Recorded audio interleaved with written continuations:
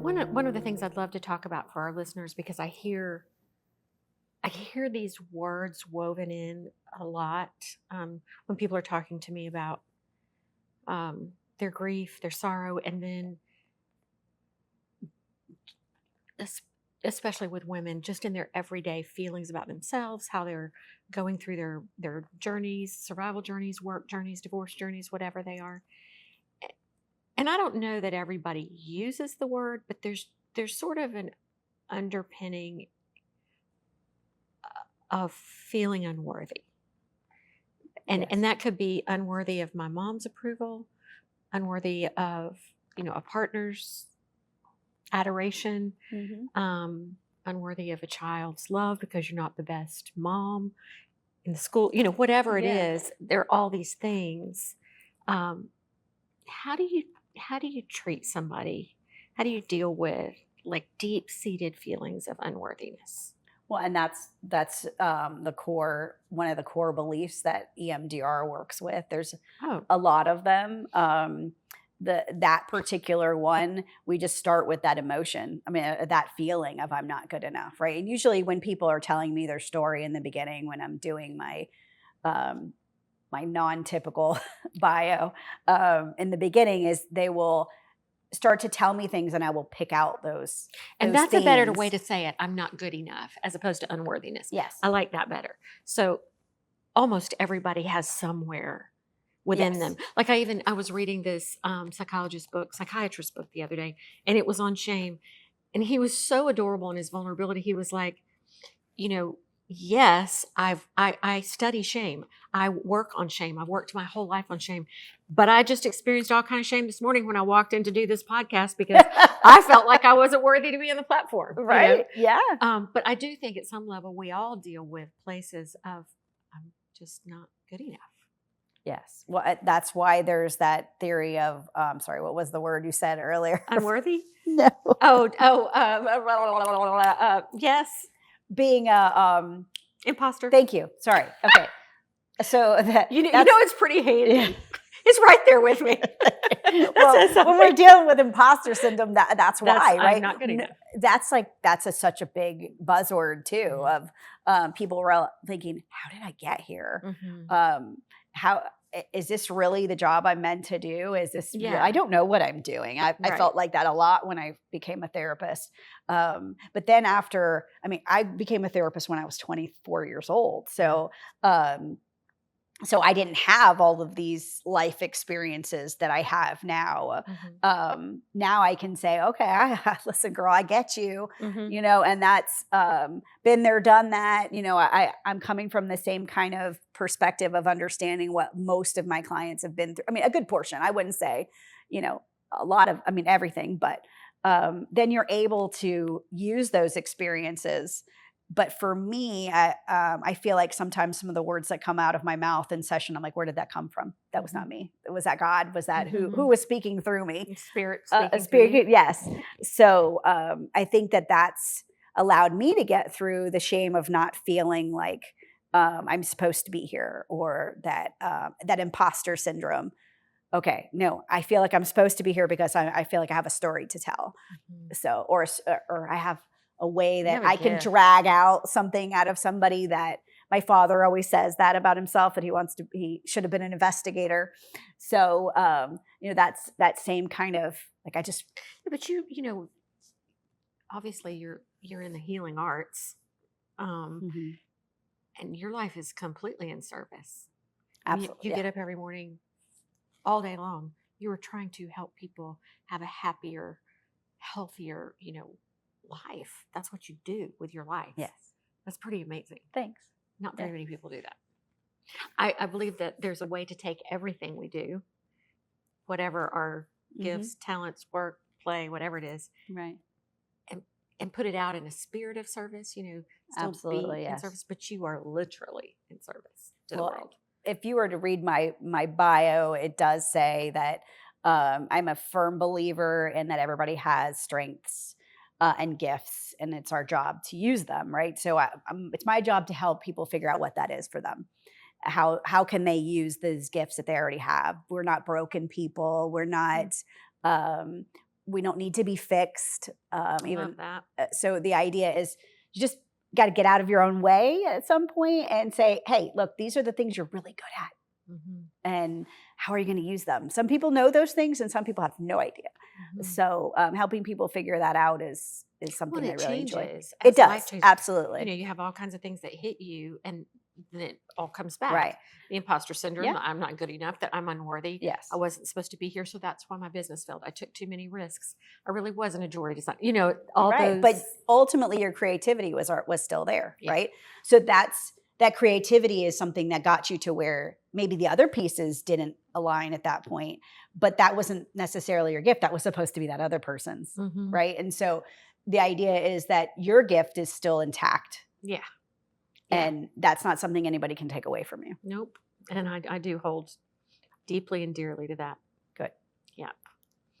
You know, I think it's so helpful as we talk through these things conceptually to try to find real life examples, because I love to tell stories and I love to hear stories, and I hang on to the stories more than I do the concepts. Absolutely, yeah. And I was thinking back about an interview I had done with just this amazing woman, and her life is nothing but a success story. She overcame cancer, I think it was 4 times, went on to build a huge business. But she will openly say to you, there are days and periods of time I go into therapy because I just feel like I am not good enough. What am I doing here? How did this happen? You know, even though her business is soaring, she's like, this is another Neely. This is not really me, you know? Right. So where would you go with somebody like that? Well, and again, I would definitely go through the idea of figuring out where that came from, where that original feeling of that not being good enough. Who told you that? Well, she tells the story, and I find it fascinating. It's just kind of like your story with your dad, mine with my mom, and how we then choose people because of that. Yes. Tolerate people because of that. But she tells the story of, I think she was in the 5th grade, and a teacher saying, and I think the words were, you'll never amount to anything. She had a really bad reading problem. And the teacher literally came in with her parents and said, she'll never be anything. She'll never go to college. Wow. Said the word. She might not graduate from high school. She'll never go to college. And in some ways, I think her whole life and her whole drive has been overcoming what that teacher said to her. But it's also the demon that keeps working. Right. Absolutely. It has that double-edged sword, right? Of being able to use it as your fuel. And then also it's that curse in the background of I have to hear that forever in order to keep moving forward. But again, I would go back to that with the EMDR, of being able to go back to that time of her being a young child, of hearing those things, and how does, when you think of hearing that right now, how are you feeling? Because just because it sounds like a terrible thing doesn't mean that that's where that core belief came from. If right now it's not bringing up that major anxiety or anger or whatever feeling that's present now, then it's probably something else. But that's where we would start and say, okay, so when you think about that now, how much does it disturb you? To be able to go back and say, we need to basically replay this event in your mind and work through it and figure out that, no, that's not true. Are you good enough? Because we're never going to be the greatest. We're never going to be perfect. But we want to be able to come to a point of saying, at least, I'm good enough. I'm good enough to be where I'm at. I believe this is where I should be. And being able to replay that belief and that image specifically, of being able to, like, if you could close your eyes and notice that little girl and hearing those things, right? That wasn't meant for a child to hear, right? That was more for a parent conference, that a kid shouldn't have heard that because now that's colored her whole life. Right. But if you think about it now, how intense is that? How disturbing is that? So we want to bring that level down. So that's where we would do the same thing we did earlier with the EMDR, but be able to say, you know what, are you good enough? Do you believe that? Yes, I am good enough. And I promise you that changes that whole way of thinking. It doesn't mean it will go away forever in the way we would 100% want it to, but it comes down enough that you believe that piece, that I am good enough. I do belong here, and I'm going to continue to work to show that I do. Boy, I wish I'd had you with so many areas of my life. All the face plants, all the failures. I wish I had been doing that. It makes a big difference. So what it feels like to me, and to all the talk therapists who have helped me in the world, but it feels like it speeds up the process so much. It really does, and it's really not supposed to be a long-term therapy. If you're working on one particular event, like I had a client a while back that was involved, and she was attacked as an aide on a bus, like by one of the students, and that's all we worked on. And we were done probably like about 6 to 8 weeks, and that's all. We didn't go to any other issues in her life. That's all we worked on. And by the time we were done, she was able, because it had affected everything. She was afraid to leave her house. She was afraid to do anything. She couldn't go back to work, and then she was able, she got a different type of job, but she felt confident in leaving the house and didn't feel this fear of being left alone and being attacked again. So it really is meant for that purpose. So it's not meant for long-term therapy? No, it's not. But interesting. That's if you're only, because there's what we call EMD, which is just, it's EMDR also, but you're not working on trying to go back and find everything. You're just staying with this one particular event. I think I need a lifetime of it. We got to go all the way. There you go, right? Well, because so many things get pulled up if you don't stay in that one space, right? Like what we did with the music, right? Mm-hmm. When we did the music, we stayed just with that. It didn't allow you to go back any further. We just did that. I could have, though. Absolutely. I felt it wanting to go. It's just because we were hearing going fast. Yes. I felt it wanting to tag on to other things. Absolutely, because it's going to keep pulling that. But because of like so many people I've heard have that same type of experience of a teacher telling them they're never going to amount to anything. And I think that's a lot of my generation or older of teachers speaking that way, of seeing somebody at that particular point in their life. This whole thing, you're in 4th grade or whatever grade, that this is going to determine your whole life. So very unfair, because that's not, right? We all look at and see people who have done something when they're that age, and you know what, I just didn't get it. It just didn't work. But now I'm whatever, right? I could be anything. It doesn't. Okay, I just want to not run by that, because it's just such a core life belief for me. Words have power. Absolutely.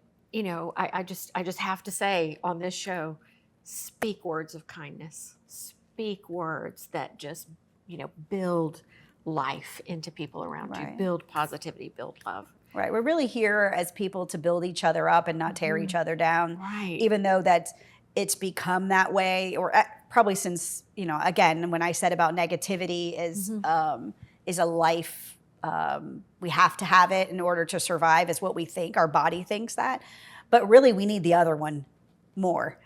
We need to be able to be affirmed and validated. And this is what we're all, I can pretty much say every human on the planet is missing that piece of being validated at some point in their life. So let's go out of here today and validate everybody around us. I'm serious. No, I agree. Speak words of positivity, kindness, love. Speak life into one another. Absolutely. I think the topic of self-worth, huge. You dealt with it yourself, and you have probably worked on yourself since you were quite young in the studies that you've done. The lack of self-worth, what's the domino effect of that? Well, and that's how we pick people in our lives, right? And if we feel like we're not good enough, then we're going to pick people who we feel are going to be there to boost us up. Did that happen in your second marriage? Absolutely. Okay. Absolutely. That was one of my questions. I got it. Anyway, got the question. Right, and that was the thing. Like, here I wanted to start this new practice, and he went with me to go look at offices. He was very supportive, and I believe in your dream. And then that became the only thing that we had a connection about, was my dream of building this practice. But everything else kind of fell away. What kind of mom I was, whether I was responsible enough, or whether I was good enough, was a question constantly. Of him saying to you? Mm-hmm. Yes. What did that do to you? Well, that really brought me down on many levels. But actually, after a while, it actually pushed me and gave me the fuel to say, okay, well, you know what? You did say at one point, this is what I was good at, so I'm going to go along with that. But it was always questioned down to whether or not I could have a feelings wheel pillow in my office. And I'm like, this is a therapy office. This is what we talk about in here. So then I realized I didn't have to let somebody make all the decisions for me, that I could make my own decisions, and decided I'm never going to let anybody do that again. So yeah, huge growth for you in that. And Thank you. kudos that, you know, and thank you for sharing it, because thank you. I'm sure as a therapist, sharing some of what you've been through Yes. puts you in a very vulnerable position, because you true. still sit as the expert, Yeah. certainly with a lot of knowledge and a lot of vulnerability. Thank you. Let's take a break for just 1 second.